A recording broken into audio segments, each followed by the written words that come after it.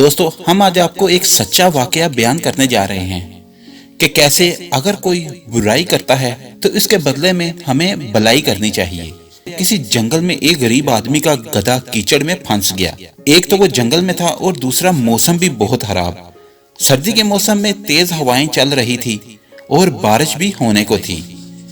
इस मुसीबत ने गरीब आदमी को सख्त परेशान कर रखा था और झुंझलाहट के आलम में गधे से लेकर वो मुल्क के बादशाह और सबको बुरा भला कह रहा था कि ऐसा इत्तफाक हुआ कि बादशाह अपने लश्कर के साथ वहां से गुजर रहा था और उसने उस शख्स की बदकलामी को अपने कानों से सुन लिया और वो वहीं रुक गए और इस ख्याल से अपने लश्करियों की तरफ देखा कि वो इस मामले में अपनी राय दें।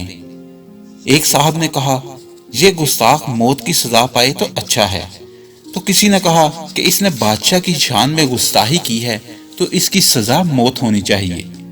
तो किसी ने कहा कि इसको जंगल में छोड़ दिया जाए ताकि ये खुद ही मर जाए।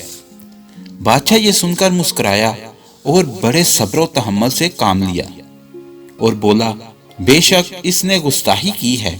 दरअसल इस मुसीबत ने इसे बगैर सोचे समझे बात करने पर मजबूर कर दिया। इसे सजा देने के मुकाबले में ये मुनासिब होगा कि इसे मुसीबत से निकाला जाए और इसके साथ एहसान किया जाए।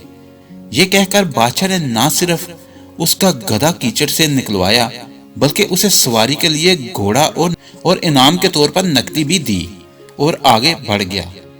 तो एक शख्स ने गधे वाले से कहा, तूने अपनी हलाकत में कोई कसर नहीं छोड़ी थी। इसे खुदा का खास इनाम समझो कि तेरी जान बच गई। वो बोला, भाई मैं अपनी इस हालत के मुताबिक बक कर रहा था और बादशाह ने अपनी शान के मुताबिक मुझ पर करम किया। इस कहानी से यह वाज़ेह होता है कि इसमें कोई शक नहीं कि खुदाई कानून में भी बदला और इंतकाम देने की इजाज़त है, लेकिन मकाम एहसान ये है कि बुराई करने वाले के साथ हमेशा भलाई करनी चाहिए और यही अच्छी बात है।